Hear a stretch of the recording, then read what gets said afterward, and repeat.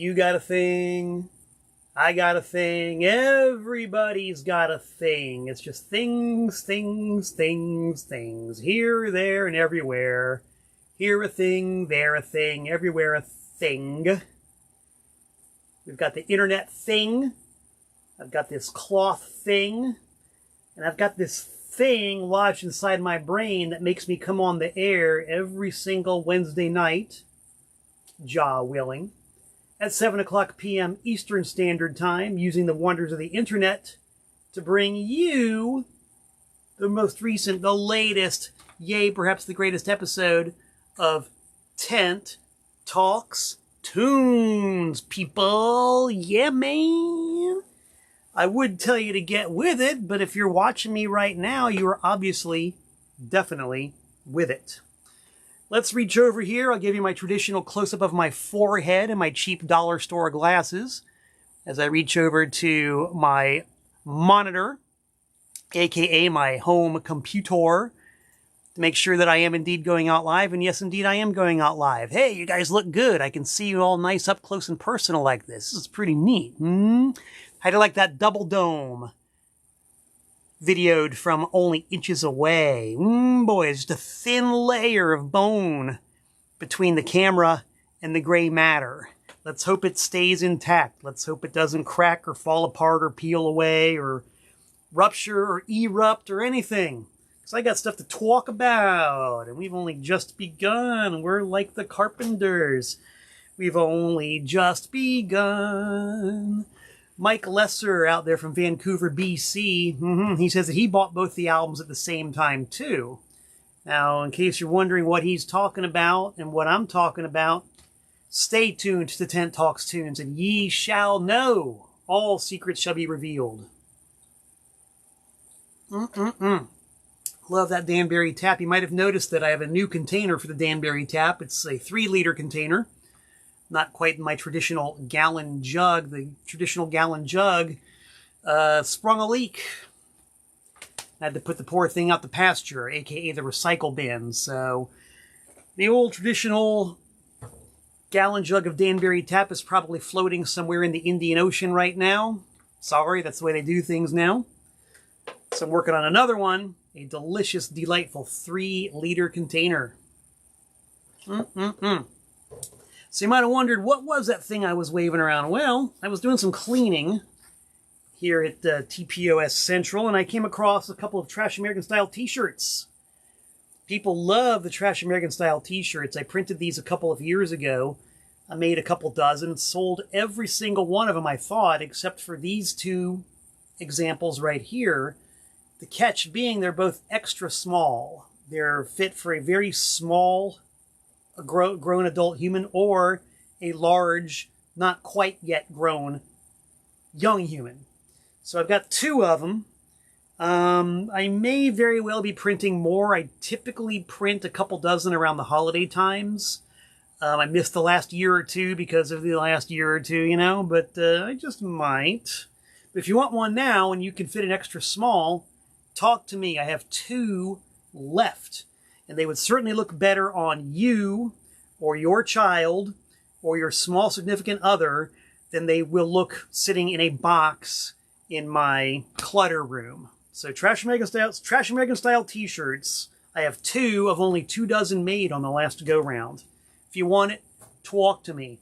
I also found, this is kind of cool, I forgot that I had these. Hopefully the colors will allow you to see that these are Trash American Style tote bags with the award-winning logo, copied from the Gary Grimshaw original by our pal Johanna Schneider, aka Johanna Martinez, who's a gifted artist living in Arizona right now. We got him in that color, and we got him in this color. I have 3 of these now. 3 Trash American Style tote bags. Plum forgot I had them. Also forgot that I had, check this out. You want to see some swank merch that I forgot I had? Malcolm Tent slip mats. If your turntable doesn't look too good right now, if you've got an ugly platter on your turntable, these slip mats will certainly help you out in solving that dire, dire problem. Got 2 of them. You want them? Talk to me. I guarantee you the price is right. I think sometimes I was born to pack and ship boxes, and I enjoy doing it. It keeps me feeling limber and useful. You know what I'm saying? Yeah, you know what I'm saying, man? Also want to thank everybody who responded to the post I made a few days ago about Mad Brother Ward. Yes, Mad Brother Ward is not only a TPOS recording artist who can be found on CD and cassette, but Mad Brother Ward is now a TPOS artist who can be found on Bandcamp. Yes, that's right, Bandcamp. We old dogs don't like learning new tricks, but sometimes you gotta do what you gotta do. So I have now posted this incredible Mad Brother Ward Anthology Volume 1, his complete discography, up until last year. It's how many songs? 21 songs? Something like that? That's a lot of dang songs, man. 22 songs. I erred on the side of conservatism. CD, numbered edition of 100. Cassette, numbered edition of 108. Cassettes, hand signed by the Mad Brother himself. Check it out. That's a real life signature. And if you don't want these physical artifacts, you can download it at a low, low price. So yeah, we didn't want to enter the 21st century, but it happened. I'm not proud. Jesse Small, you know what I'm talking about? That's Jesse Small from Florida who's tuned in right now. Say hello to Jesse Small. Hope to be playing Florida again soon, either with Ultrabunny or by myself, or one of my fabulous full-time bands. We'll talk about some of that in a minute. Here's something else too. Anybody recognize what this is? Y'all know what this is? Does this make any sense at all to you? Who out there went to grade school sometime around the time I did, or maybe somewhat after, and got to use one of these in art class? Yes, it is a stencil, an honest-to-gosh stencil. I'm going to be taking this stencil, a plastic stencil, which I will use in conjunction with a marker, to create the insert for an exciting new TPOS product. Yes, yes, yes, I'm on Bandcamp. Yes, I'm on Discogs. Yes, I'm on eBay. But there is no feeling quite like taking the physical object and laying it down on a sheet of paper and taking another physical object and tracing those letters out so they look perfect. Perfect. That's a teaser. I've teased what this is going to be a part of already before, but I'm not going to say it now because we do like to have that anticipation and the respect for the old school of arts and crafts. TPOS, baby. Keeping it alive in 2023. All right, let's take a look at... pardon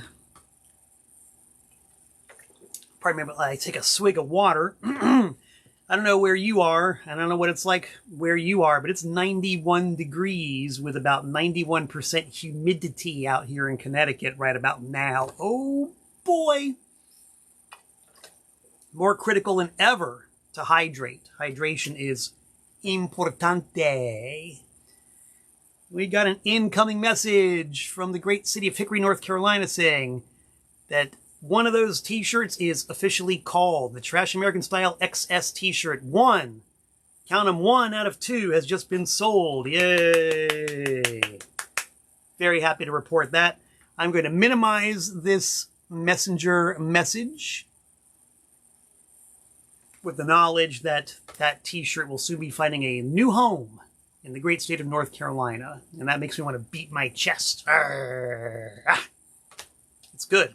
And I can see much better now, too. Thank you very much.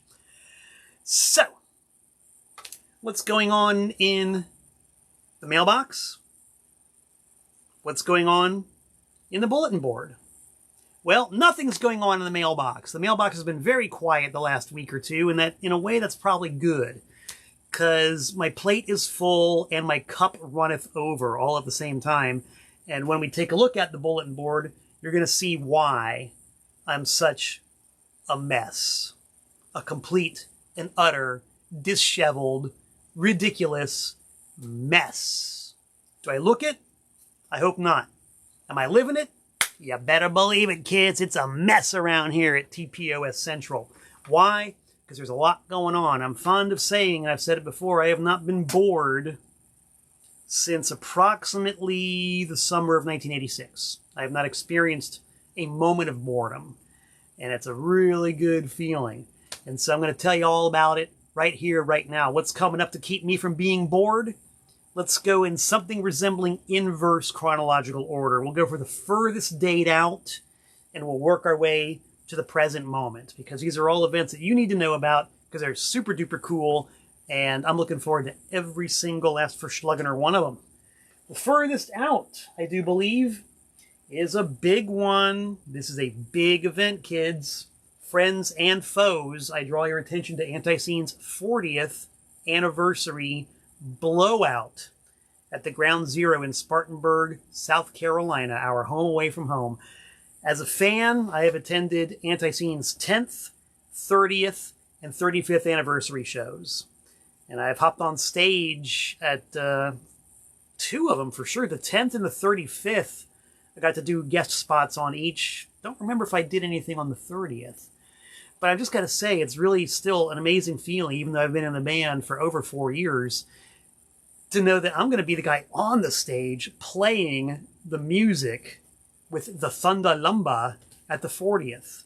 It's a circumstance that I would not have dreamed possible when I went to Charlotte, North Carolina to be a spectator and a fan at the 35th anniversary show. You know, I thought that getting up on stage and doing a guest spot on My God Can Beat Up Your God would probably be as close as I would ever get to being on stage with Antiseen.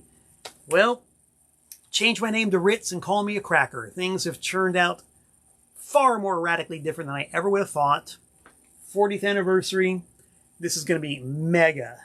My first anniversary show as a bass player for Antiseen. Our special guests are Sweet Georgia Brown and Joe Buck Yourself. We're going to have several past lineups of the band represented, with the appropriate members, former bass players, former drummers. It's going to be super cool. You're going to hear stuff from all across the entire history of Antiseen, from the very earliest record to the very newest. And that's kind of a tease. You'll hear I said the newest Antiseen album, which has not come out yet, but soon, very soon. We'll cross that bridge when we get to it. That's September 30th. The week before that, September 22nd and 23rd, my birthday weekend, it is the devotional Devo fan gathering at the Beachland Ballroom in Cleveland. I reached into my shirt pile and ended up with a Devo devotional shirt from one of the many years gone by. Kind of apropos. Not only is it my birthday, we have special guest DJ Lance Rock from Yo Gabba Gabba in attendance. And they haven't announced the other guests yet. I don't know what's going on, but it's always a full slate of guests who are Devo, devolved, devoted, and somehow related to Devo. So it's going to be a 2-day de-evolutionary geek fest, and I, of course, will be there for both days. So come on out and get in touch with your inner devolved self. It's going to be way cool, lots of fun. So moving more toward the present day, what's the next one? Oh, see, I blew it already. October 21st is actually the furthest out that we go in history right now. The Danbury Record and CD Expo in downtown Danbury. A room full of record dealers, myself included. I always bring out some good stuff for these events. So October 21st, VFW Hall, number 149 in Danbury. And we're just going to throw continuity out the window. We got another event that I just got flyers for in the mail today. This is the one thing I got in the mail this week. The Punk Rock Flea Market, sponsored by Hardcore Sweet Bakery. That's August 20th at the Bethlehem Fairgrounds. And this is Connecticut's original punk rock flea market. I know that punk rock flea marketing is kind of a thing these days, but this has been going on for a couple of years now, and the first two that they had, which were both big outdoor events, were massive. The second one, they actually got shut down by the cops because traffic was backed up on the state highway leading up to the event grounds, that traffic couldn't get through. the punk rock flea market stopped traffic a couple of years ago. So, I mean, how punk rock is that to have a punk rock flea market shut down by the cops, man? It happened. I was there, and it was quite an event. Quite an event. So, yeah, man, this one, if I have anything to say about it, it's going to be pretty good, man. Y'all get to go out there and see me in the fresh air and the hot sunshine, August 20th, Bethlehem Fairgrounds. I don't want to miss it. You don't want to miss it. And then looking at the immediate future, oh boy, in about almost exactly 1 week, I'm going to be hopping in the van to be driving out to Cleveland, Ohio for the first date of Profanatica's 3-week USA tour. Yes. We are going everywhere from Cleveland, Ohio to Raleigh, North Carolina, and every single point in between. We got Columbus, Chicago, Minneapolis, Omaha, Denver, Salt Lake City, Seattle, Portland, Sacramento, San Francisco, San Diego, Los Angeles, Phoenix, El Paso, Houston, Austin, Dallas, St. Louis, Murfreesboro, Atlanta, and Raleigh. So, I got the Thunder Lumber, the leather-clad Thunder Lumber. I'm going to be wielding it, playing some genuine, original U.S. black metal. And this is in anticipation of a brand new Profanatica album coming out pretty soon. I don't know the exact date, but there is a new Profanatica album. I helped to co-write it. I'm very proud of it. I'm very excited about it. So come check out Profanatica. If you want me to send you a copy of the flyer, let me know. I'll be very happy to get one in your virtual inbox. All right, so that's basically it, man. Let's get down to the business of talking tunes, shall we? We shall.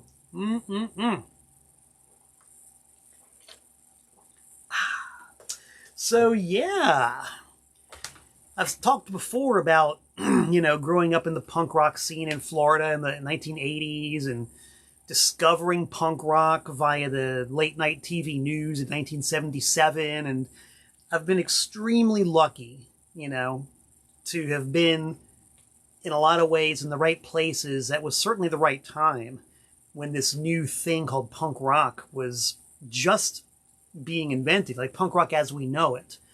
I was still too young to actually go see any punk rock bands, and of course, living in South Florida,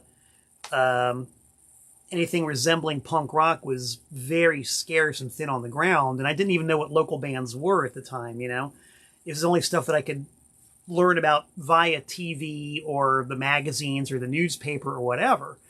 So I was very fortunate in that I was able to purchase a lot of these records as they came out. Like I got Nevermind the Bollocks, Here's the Sex Pistols. Maybe not the exact moment it was released, but soon enough thereafter. I bought Devo's first album when it was released. I got the Dickies' first album when it was released. I remember specifically buying it because I looked at the cover of the Incredible Shrinking Dickies, their first album, and seeing that they had a keyboard player. And I thought, well, if these guys have a keyboard player, maybe they sound like Devo. So I bought the first album by the Dickies. And I'm here to tell you, folks, I was not prepared for what I heard when I put the needle in that bright yellow vinyl groove of the first Dickies record. I couldn't believe that music could be played so fast. I had no... This is pre-hardcore, too, This is before hardcore and grindcore and, black metal and death metal. This was just punk rock played at the most ridiculous breakneck tempo ever heard. They had a song on that album that was 1 minute and 9 seconds long. That was another selling point. I was like, 1 minute and 9 seconds? What could that even sound like? So, yeah, I got to discover that as it came out. And... was able to continue that pattern for several years, like up to the present day. And I've talked about how the early 80s were very exciting because you still had whatever vestiges of punk rock that there were, and new wave was starting to be a real thing. And a lot of the bands that started out in the first wave of punk rock, if they hadn't broken up, were maturing and like really learning how to broaden their horizons and get their songwriting palettes together and like really learn how to put albums and songs together, like make a real skill and a real art out of it that was beyond 3-chord punk rock.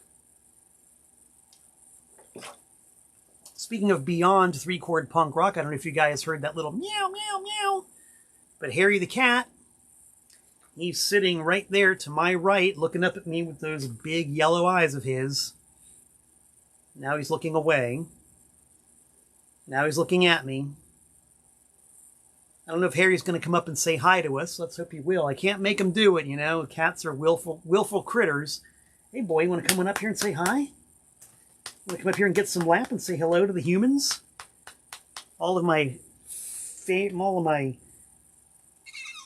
fellow hairless monkeys out there. Yeah, let's get this guy up. How about an appearance by Harry? Y'all into that? Come on up and say, hi, Harry. Here he comes. There's my guy. Hey, it's Harry the cat.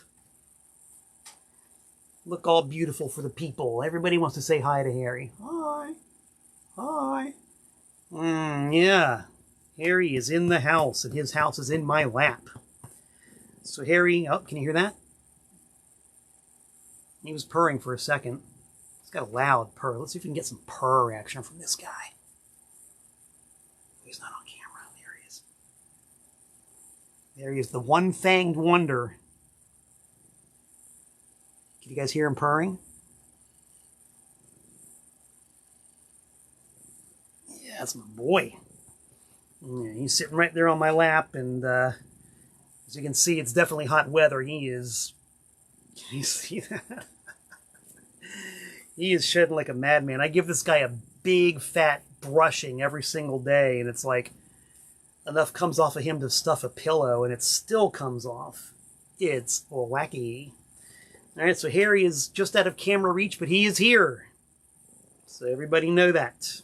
Tent Talks Tunes just got a lot cuter when this guy is here. So anyway, you know, I start buying these punk rock records and these new wave records, and it gets to be around 1980, and there are bands who are still at it.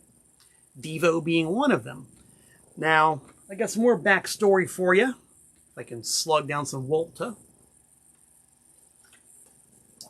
Even though South Florida was and still is a cultural wasteland, it was possible to get the good music.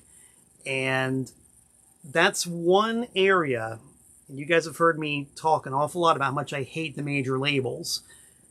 The major labels were good for one thing, is that anybody signed to a major label was going to get major label distribution. It meant that any product that was on a label of that size was pretty much automatically going to end up in the chain record stores, in the department stores, even if you had to like really look.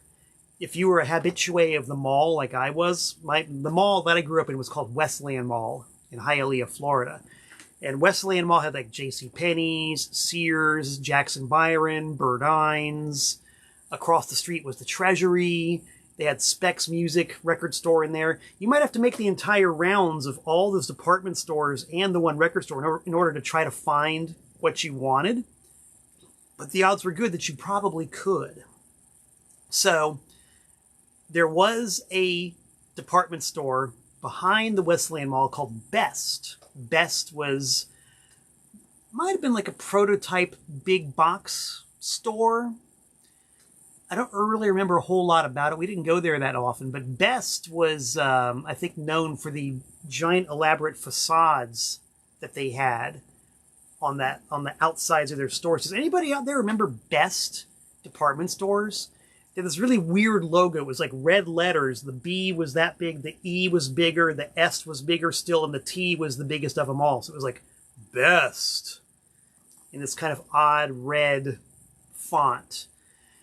And the one that they had in Hialeah had this giant glass facade with like full-size palm trees and tropical plants in it. And it was like a 2 or 3 story building. So it was really pretty impressive looking at it.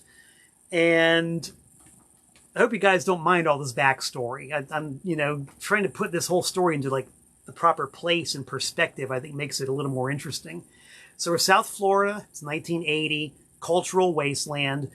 Best department store. All right. Now, at the same time, we had the local PBS TV station, which was Channel 2. What was the call letters of Channel 2 in South Florida? WTVJ was Channel 4. WCIX was Channel 6. WCKT was channel 7. WLRN was channel 17. What was channel 2? Might have been WPBS. Mike Lesser, if you're there watching, did you get channel 2 from Miami? And if so, what were the call letters for channel 2? I really don't remember. Channel 23, the Spanish station, was WLTV. I remember that. Anyway, channel 2, PBS station. They would have an auction every single year to raise money for the station. And businesses all throughout South Florida would donate either merchandise or services or what have you. Viewers would call in and make bids on the items that were being auctioned. And my father was really into it. I mean, we were all into it. The Channel 2 auction was, I don't know why, it was really cool. It was really a lot of fun.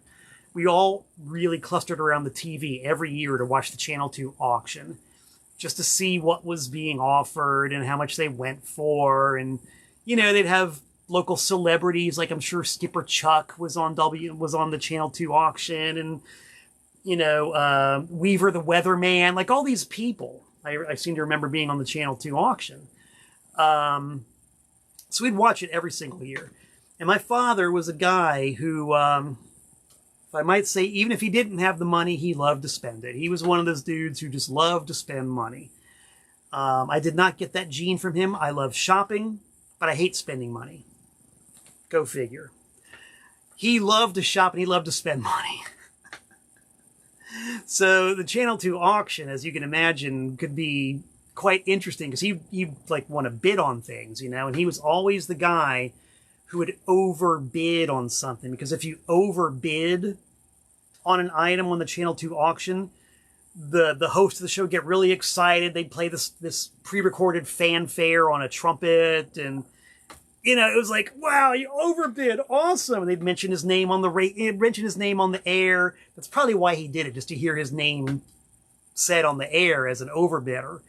So I remember very clearly in the 1980 Channel 2 auction, one of the items was a $100 gift certificate for Best department store. Now, we had never set foot in the Best because it was not in the Westland Mall. It was behind the Westland Mall in a separate building. And as amazing as their facade was, it wasn't enough to actually draw us in. We would drive by it and say, wow, what an amazing facade, and then just keep going to the mall. But I don't know, for some reason, the Best $100 gift certificate really tickled the old man's fancy. So he bid on it, and he was determined to win it, and he finally ended up bidding $125 for the $100 Best gift certificate. Mind you, this is 1980. $100. I mean, $100 is still a pretty serious amount of money now, but it was way seriouser 43 years ago, dude. I'm sure if you looked up a currency converter, you would see how much buying power $100 had back then versus now. I'm sure the difference is quite striking. In fact, I'm going to take a pause here. I've got some people watching. Who of you out there is good with an online currency converter and would like to translate $100 in 2023 to what $100 would buy in 1980? I would like to see that because I'm really curious. Because you figure, too, the price of a retail record back then was hovering around, actually it was, a regular domestic single LP in 1980 was $6.99. $6.99. So if you had a $100 gift certificate to the department store, you could buy a pretty neat little stack of records. Nowadays, you could probably buy about 3 records. 2 if you're feeling extravagant. So you get what I'm driving at. We had a $100 gift certificate that he paid $125 for. And we're going to go to Best to get something. And I'm not exactly sure what kind of a deal we struck. Probably involved an advance on my lawn mowing money for a few months, or paid my entire allowance in advance for a year, something like that. Oh, wait, we got let's see, 1980. No, that's not the figure I was looking for, but Mike Lesser says in 1980 he paid $300 a month for 1-bedroom apartment.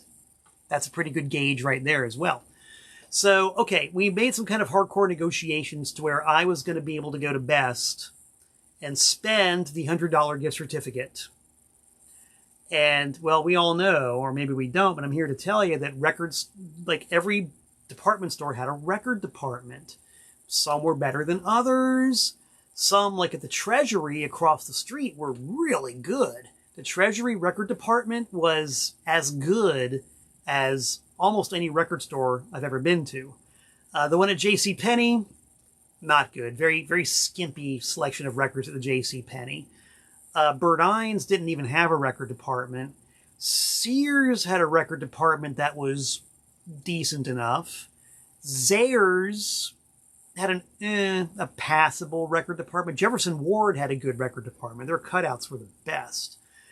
But we'd never been to Best. So here it is, the acid test over at Best. We're going to put this $100 gift certificate to the test because I just negotiated 2 years worth of allowances or whatever for this $100 gift certificate that the old man paid $125 for, and I'm going to go record shopping because this is 1980 and there's a lot of exciting stuff coming out. So I remember going to Best and their record department was okay. It wasn't the best, but it was okay. And I was able to get $100 worth of records. I remember one of them was a red vinyl pressing of the Beatles' 1962-66, which was a big deal because that I think cost about $14.99. And they still have these left over from 1976 because the bicentennial pressings of the Beatles' red, white, and blue albums, right, were on, of course, the red, white, and blue vinyl. So they didn't sell them all out in 76. In 1980, you could still get them. So I picked up a red copy on red vinyl of the Red Greatest Hits album, 62 to 66.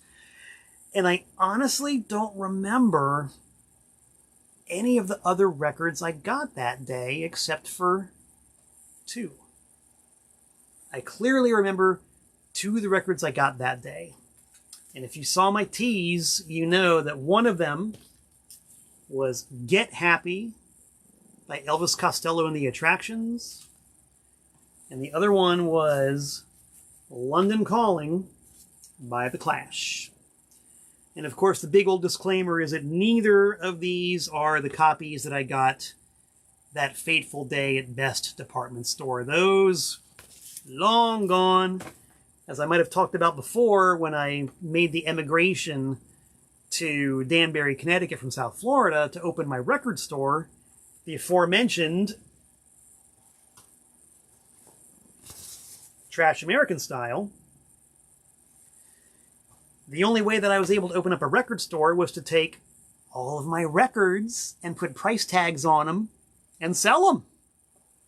And that was every record that was in any kind of sellable condition that I still had from my childhood. And that included like some punk rock and hardcore rarities that I sold for a couple of bucks back then that you don't even know. You don't even want to know what the prices are on some of these things now. Maybe someday, if popular demand warrants it, I'll do a Tent Talks Tunes, and I'll talk about some of the fabulous, incredible, rare records that I had to sell off over the years when money was required. Would anybody want to see that?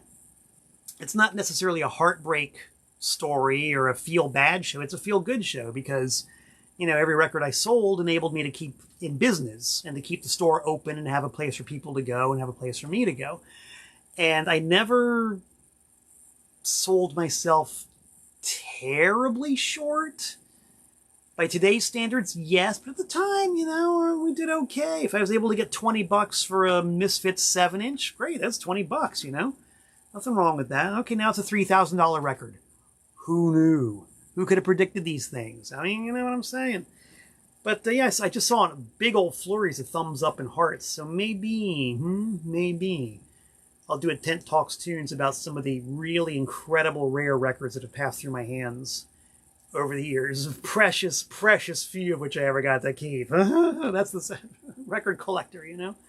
Anyway, these aren't the ones I got. This copy of Get Happy is a UK pressing. And I remember that these were making the rounds of the cutout bins in South Florida for a little while. I don't know why. They had some kind of huge overstock on the UK pressings.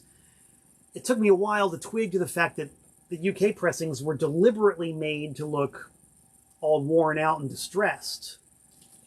The ringware, as you see, is printed on the cover. Maybe you can't see that it's printed, but it's printed. And that was part of the aesthetic. It's supposed to look like a vintage 1960s party record. Maybe that's why they were stuck with so many. Nobody wanted to buy a record that looked that ratty. The US pressing did not have that. The US pressing had the vivid, bright colors without all the fake ringware on it. There's also a bit of controversy at the time because allegedly the American pressing of the record didn't sound right. Supposedly, when they mastered it for release in the US, they tampered with the sound somehow. They like either squashed it and compressed it, or they rolled off the bass, or they did something that the word on the street had made it sound not nearly as good as the UK pressing. And I was always curious about that. So when these things started flooding the cutout bins in the US, I picked one up. I think it was $4.99, which is pretty expensive for a cutout, but still less than the, probably by then, $7.99 or so for a regular copy. So I got the UK pressing, and I listened to it, and to my untrained ear, it didn't really sound any different. I don't know. And since I don't have my US pressing anymore, I can't do an A/B. But has anybody ever actually done that? Has anybody ever actually did an A/B comparison of the original UK vinyl versus an original US pressing? I'm curious. There's a guy on YouTube who's got a site, a show called, I forget what it's called, but his channel's called Parlogram Auctions. And this guy takes different pressings of Beatles records from all over the world and runs them through a spectrophotometer and a waveform analyzer. And he'll sit there and say, well, you know, the Filipino pressing's got 2 dB more in the 15 hertz range, but the Swedish pressing's got 6 dB more in the 12 hertz range. And he'll sit there and pick these things apart for an hour. And even I, with my wacky fanboy fascination with this kind of stuff, I can't even do that, you know? That's a bridge too far, guys. That's just a bridge too far. James Brown, want to know where the bridge is? That's where the bridge is. Too far. Anyway, this ain't the one that I got at best. Neither is this the one that I got at best. This bedraggled specimen, for many, many years, was in the vinyl library of WXCI, Danbury, Connecticut, 91.7, which for a very long time was a powerhouse radio station, not only just in Connecticut, but nationally. XCI was a genuine trend-setting, taste-making radio station. And they got this copy of London Calling when it first came out.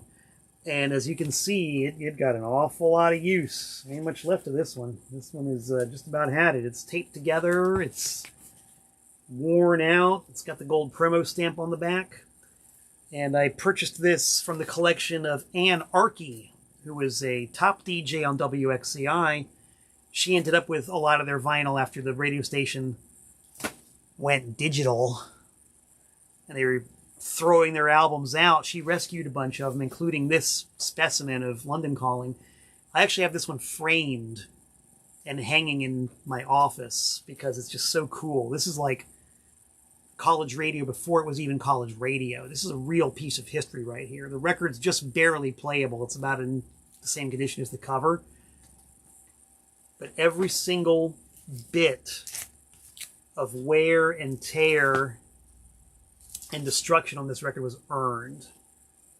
So I think that's really cool. This actually was a genuine artifact that made a lot of taste. Not the one I bought from Best. But that gets right down to the critical issue. I bought these two records the same day, have been listening to them non-stop for the last 43 years or so. But which one's better? Which one does Mr. Tent here go to more often for listening pleasure? Which one? Which is the winner in my opinion? Now, I've seen a lot of opinions being expressed here, and I can't really see them here. I see pros about each and cons of the other, and we got some opinions being expressed, and that's great because I want to know what you people have to think about this music and why. I'm going to tell you right now. For one thing, all of the hype about the album cover on this record, in my opinion, is 100% justified. This is the best damn album cover in the history of mankind. I mean, I remember seeing it for the first time and going, whoa, that is so cool. That is so rock and roll. Everything about it was awesome.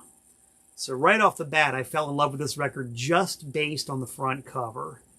And that's what happens when you're dealing with physical artifacts. You can see them, and you just know by looking at it. It's cool. You just know.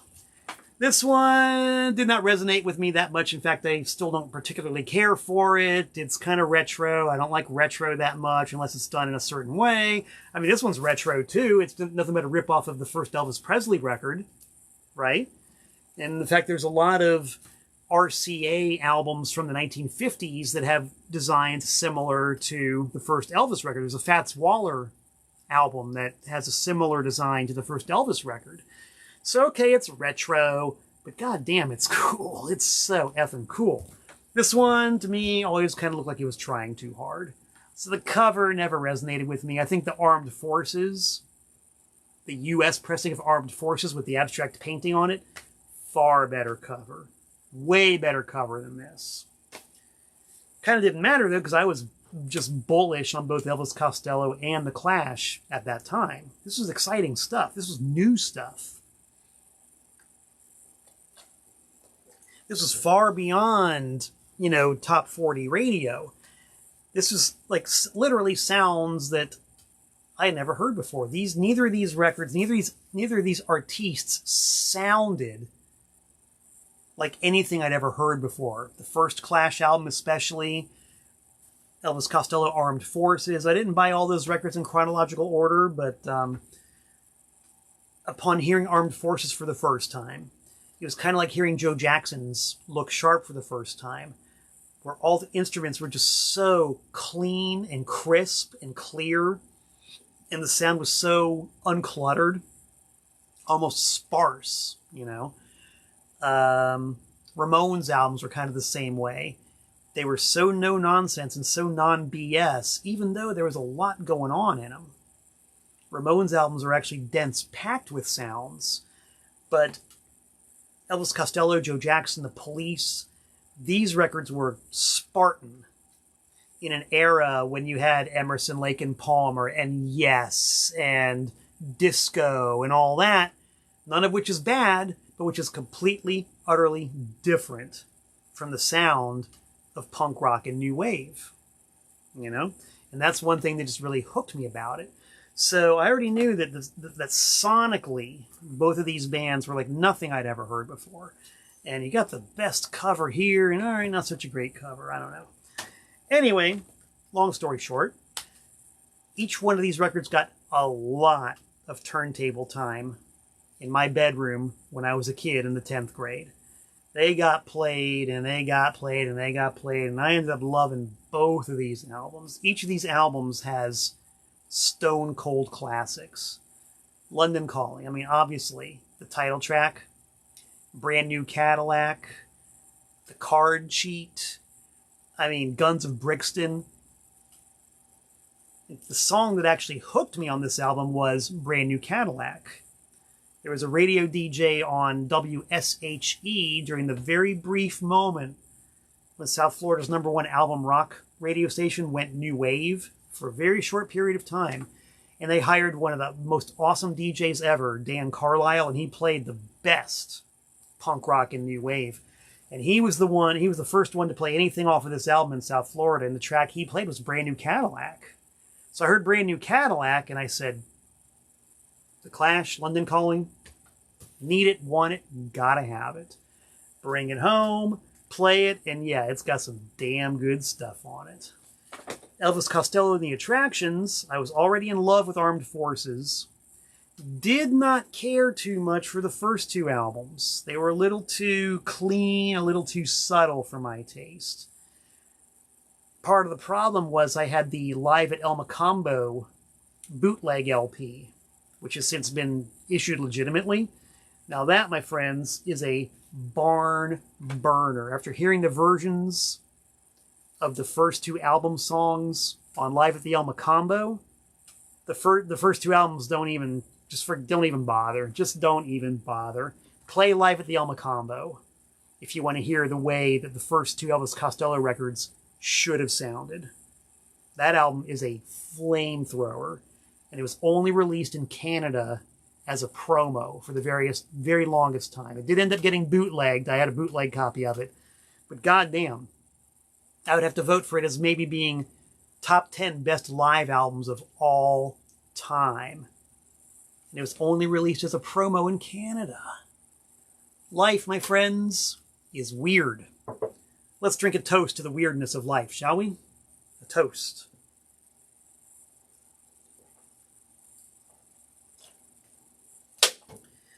So anyway, Live at the El Macambo, Armed Forces, and now here's the new album, Get Happy.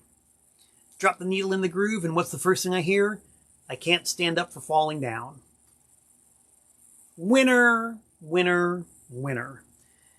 And then you go through the entire album. There was a very big deal. 20 songs on this mofo. 20. London Calling, I think, had 19, maybe 20. What do you got there? 5, 10. Yes, 19 on London Calling, double album. 20 on Get Happy, single album. This is really turning into a real pissing contest. So I Can't Stand It for Falling Down, 5 Gears in Reverse, Human Touch, Beaten to the Punch. My personal favorite, King Horse. I don't know what is that song. I just love that song, King Horse. King Horse on Get Happy, to me, has the same emotional punch as the Card Cheat on London Calling. Those are both ones that just, they get you, man. They get you. So King Horse and the Card Cheat, they're running neck and neck for real emo kids. And anthemic opening tracks, London Calling versus I Can't Stand It for Falling Down. That's pretty tough. Closing tracks, the last song on this album is High Fidelity. High Fidelity. Awesome. Last one on this album, Train in Vain. Say you stand by your man. I'll tell you, kids, seeing The Clash on Friday's TV show, performing Train in Vain and London Calling and the Guns of Brixton and Clampdown, ooh, Goosebump City. It's still Goosebump City. If Elvis Costello's Live at the El Macambo was the greatest live album ever released, then The Clash's performance on Fridays was the greatest televised live performance ever seen in the history of mankind. What can I tell you? It simply is. I wonder if that's on YouTube. I have a DVD of it. I had a VHS version of that, which I taped live off of Fridays as it was being broadcast. So I wore that videotape out, and then DVDs started making the rounds. It's got to be on YouTube. I'm sure it is. Now let's see. Mike Lesser has posted the original Sam and Dave, I Can't Stand Up for Falling Down, which, mea culpa, I've never heard it. I hang my head. I've never heard it. I only know Elvis Costello in the Attractions version. Sorry, guys. It is what it is. Man, so it's like, you know, on the surface of it, it's really close, you know? Incredible live performances. Soccer-rooney tunes, one after the other, including all-time classics. And of course, Chris Prorock, my former employee, is talking about the Clash live at London Palladium radio broadcast from September 21st, 1979. Forget it. Just forget it. The ultimate live Clash document. Look it up. I'm sure it's out there somewhere. I had a double LP bootleg of that many years ago. And it's kind of similar. You know, the El Macambo versions of the songs on the first two Elvis Costello records blow them away.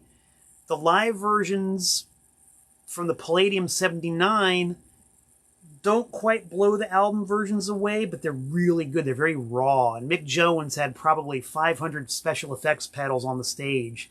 So you've got this incredible dense wash of sound, like all these flangers and phasers and harmonizers. I don't even know what the guy was playing through. But it just sounds kind of like an avalanche. And it's really cool.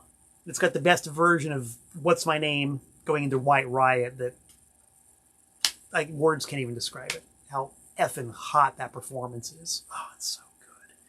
So yeah, man, these artists, they're both really exciting. They're making watershed albums. They're both coming out at the same time. They're both live forces to be reckoned with. They're kicking ass. They're taking names. I bought them both on the same day. 43 years later, I'm talking about them. But which is the one that, in my opinion, is better? Which one, in Mr. Tent's book of jaundiced musical observations, which is the better album, pound for pound? Which is the one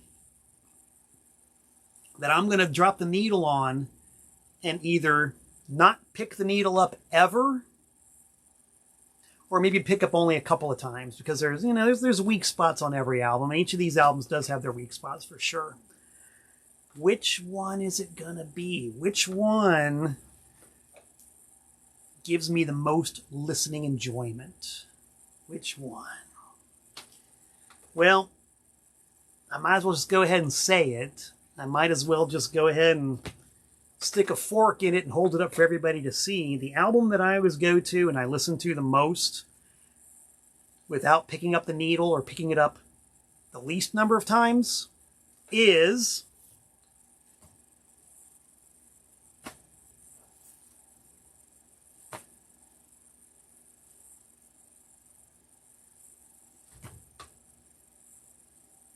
Get Happy by Elvis Costello and the Attractions. I'm here to tell you guys, in my never to be humble opinion, this is a better album than London Calling. I'll even go so far as to say it's a far better album than London Calling.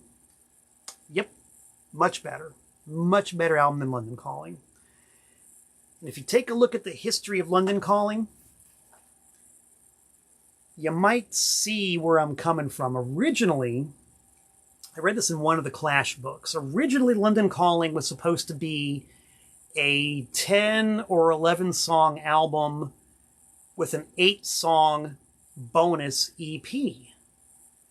So the Clash had earmarked for the album proper 10 or 11 songs. I'm not sure if Train in Vain was one of them. I don't know if they'd written and recorded that one yet, because it was a last-minute addition to London Calling. Like, all the original pressings of this album don't have Train in Vain listed on the cover, because it was such a last-minute addition that the covers were already printed before the album went off for mastering and pressing. So London Calling never had Train in Vain even listed on the cover. So I'm going to venture to say that it was supposed to be a 10-song LP with an 8-song bonus EP. Logic would dictate that the 10 best songs were going to be on the album, and that whatever was just kind of left over and, not maybe good enough to be on the full album was going to be on the bonus EP. I think when you look at it that way, it makes a lot more sense to say that London Calling is not as strong of an album as Get Happy, because it was originally only meant to properly be a single album.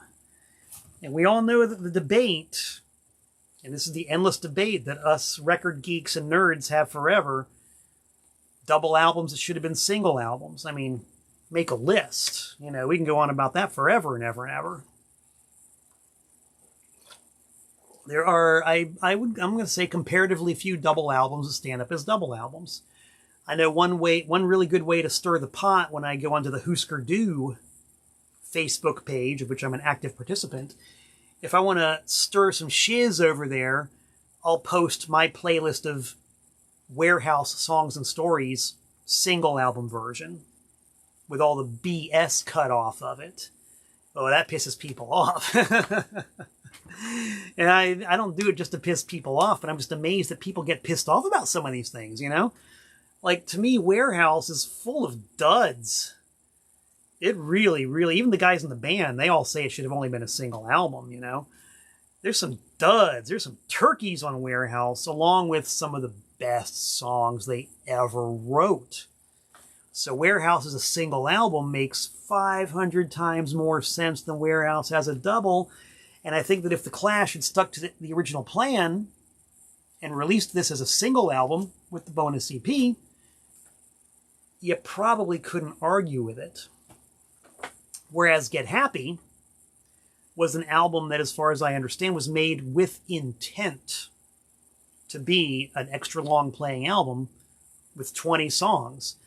And if you are a big Elvis Costello fan, you'll know that there were a number of singles, at least a couple, that all had B-sides from these sessions. You had Dr. Luther's Assistant, Ghost Train, Just a Memory, Getting Mighty Crowded. There's an alternate version of Clown Time Is Over. It's like Elvis Costello and this band were on fire in the writing department and the production and the arrangement. The Attractions as a band, bad ass. Every single one of those guys was a mother and could play rings around me, for one, most likely around you, for another, and they could play rings about any number of people who I personally know. You don't mess with the Attractions, dude. You just don't mess with them. And they are spot on for every single song on this album. And the production by Nick Lowe, perfect. Different sounds, different techniques, different textures from one song to the other. A lot of them very subtle. But there is so much to sink your ear into on this album. It is a sonic delight. London Calling, obviously produced very well. Sounds great. There's been a lot of controversy about who produced it. Did Guy Stevens produce it or did Mick Jones produce it? Depends on who you ask and how you define producer. This is the first appearance of the Mick Jones drum sound. The Mick Jones drum sound is very light. It's very airy. It's kind of crisp, you know. The problem is that the drum sound is the same on every single song. And it gets to be even more of a problem on Sandinista. You know, Sandinista, triple album, 36 songs, and they all have that same light, airy drum sound to them. And it's a problem when you got a song like Police on My Back, for example. Police on My Back. That's a song that should just come roaring out of the gate and should stomp you into submission, but it doesn't. In a lot of ways because of the restrained drum sound on it. And you get, not to such a great degree on this one, but I think the drum sound on this one is definitely very clean, very restrained. And there is a lot of songs where you would have benefited from a dirtier, more aggressive drum sound. And I'm also going to say, man, there's some really half-formed, in my opinion, half-baked, unfinished songs on this album. I think The Right Profile, not a very great song. Spanish Bombs is really nothing more than a riff. Lost in the Supermarket, kind of the same deal. It's just got that repeating coda that just goes on over and over and over and over again. Death or Glory, Lover's Rock, You know, there's just a lot of songs that needed more time in the oven, I think. Or needed to be discarded entirely to make a single album. So if you're going to measure the 19 songs on London Calling versus the 20 on Get Happy, you get far more awesome, genuinely fully formed, kick-ass tunes on Get Happy than you do on London Calling. Better production. Better musicianship. Better. I still love London Calling. It's an album I can put on anytime if I want to get Goosebump City.